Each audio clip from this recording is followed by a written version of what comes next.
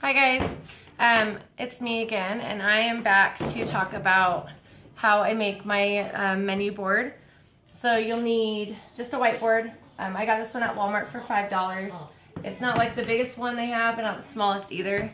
And then I use this glitter tape to separate it. You could also just draw it if you want. Some dry erase markers. Because then you can take it off every time. You could also probably use a Sharpie and draw in like the meals and the days of the week if you want. I just like to do it this way because I like to change colors every week. I don't know, maybe I'm weird, but anyways. So, also just a notebook of some kind and a pen. So the first thing that I do is, like I said, I'm doing the meals across the top and the days of the week down the side.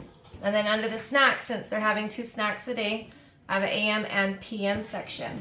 So the first thing that I do is I have like a master list of snacks that the kids like, or that I'm willing to buy, or that I know I can find on sale for pretty cheap. And I just keep it in a notebook, and then I can just pick out of those so I don't have to try to search for snacks. Or if you already know, I mean, that works too, whatever.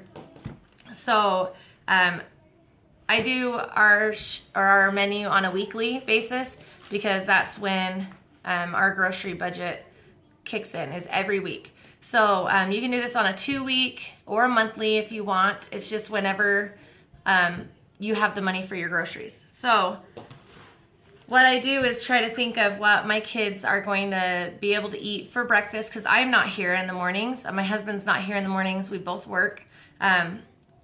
I work 6 days, he works 5.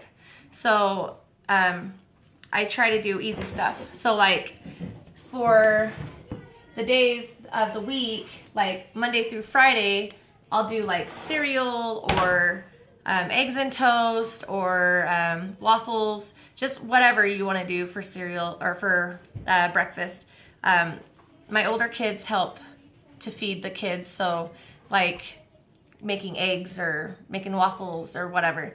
I like doing waffles. The kids like them, and it's really a cheap meal that stretches really far. Another thing, sometimes I'll put in like Pop-Tarts or something like that. It just really depends on what you're willing to feed your kids. Snack, like I said, I have a master list. You can do a master list for breakfast also, because it just makes it easier to make your menu every single time that you're doing it. So for your snacks, I try to do like, I do a variety. So I do like fruits, I do like carrots, popcorn. Sometimes I'll do candies or cookies or graham crackers, chips, whatever you want to feed your kids. I try to find the cheapest price per snack, because in the summertime we serve 98 snacks per week, and that ends up getting expensive. So if it ends up being like $1 per snack, I mean, we're spending half our grocery budget on snacks, and it doesn't work that way. So what I like to do is I'll go to Costco sometimes and I'll get a snack box, and the snack box ends up costing $10.50. And there is 40 snacks in there. So it has a variety of like crackers, graham crackers, there's some cookies, like a bunch of different stuff. And I'll be able to spread that out throughout the week, usually an afternoon time snack.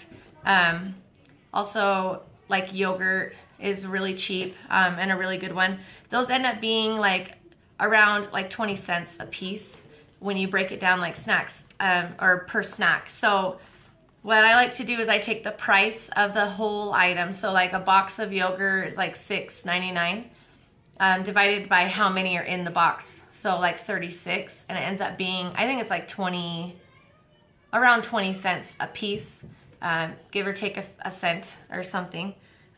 So anyways, that's how you break it down. So when I go shopping, sometimes maybe I'll have something on my list, and I'll find out, okay, it's not on sale this week, and I'll have to change it for something else because our budget does not call for things not being on sale. It has to be on sale. It has to be a good price per snack. So anyways, lunch, kind of same concept, you know, pick whatever you're going to feed your kids, whatever your kids like to eat. We do sandwiches, quesadillas, mac and cheese, just a variety of stuff. I don't like feeding them the same stuff. Nobody likes eating the same thing. Dinner is a little bit more complicated for us because we all eat dinner together. So I try to keep a really good variety. I try to do like one new recipe a week even, something that no one's tried before, because we like to just change it up sometimes. But it's mainly you're just thinking about what you want to feed your family for the week, or if you're doing it every 2 weeks or whatever. So if you're gonna do this on a 2-weekly or like a monthly basis, then you've got your notebook. And I have like a certain notebook that I write all my lists and stuff in. So what I'll do is, if I'm planning out for 2 weeks, I'll fill in my menu board with like my breakfast and lunch, snack, dinner, all of that stuff. And that'll be my first week. So for my second week, I'll write it on here. So it's the same thing, just write it across and write it down. You've got it. If you have it for a month, do it in, you've got 3 written down in your book and then 1 on the board. It's the same thing. This makes it a lot easier to plan your grocery list, which is key in saving money. If you go to the store without a list, everyone knows, you end up grabbing more stuff. Or maybe you're like, oh shoot, I totally forgot we needed this. That's fine. Sometimes that happens to me and I'll just write it down. And then I'll end up getting it there. But 9 times out of 10, my list is what I stick to. I don't vary from my list unless my husband is shopping with me.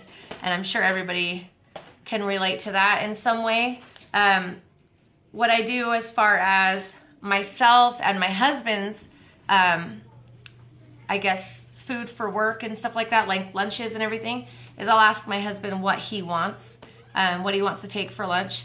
And I'll include that in my grocery list, but not put it on the board, because the board is mainly for the kids.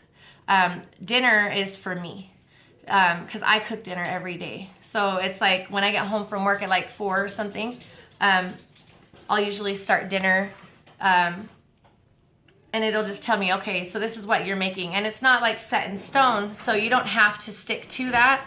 You can do like maybe switch out some meals. So like if you're gonna have a really long day or you guys are busy and you need to switch a meal, you can totally do that. You just erase it and put it on another day. So it's not really, it's not all set in stone. You can vary from it however you want. I usually do my shopping. I start at Costco if I'm buying things at Costco. Otherwise, I'll do most of my shopping at Winco. Because since I started shopping there, I save like $60 a week on my grocery budget almost every single time I've shopped. And that's like a big difference. I don't know why it's like that. Maybe I just pick cheaper things. I don't know. We have like a lot of, like I said, variety for dinner. So some of our meals are more expensive, some are not. So I try to save money on all of the other meals, because at dinner time, we're usually serving anywhere from 9 to 11 people at dinner. So I need to make sure it stretches far, but we don't want to have bland food all the time.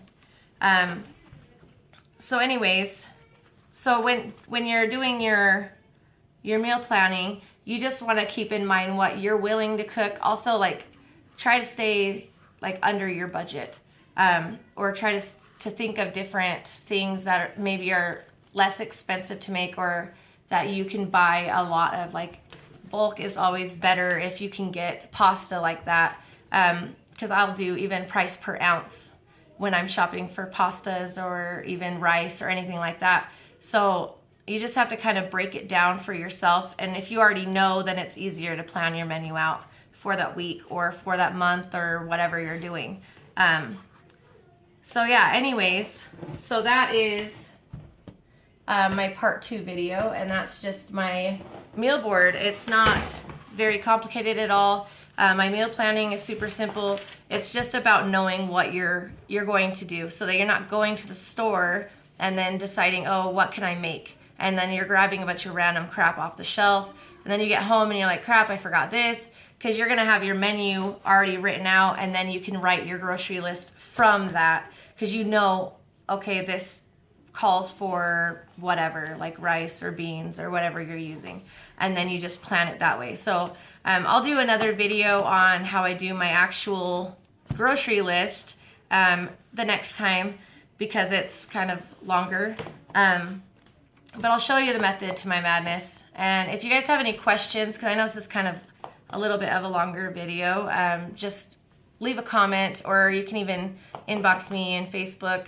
Don't forget to go like my Pink Diamond Customs page at Facebook. And yeah, that's about it for today. Thanks.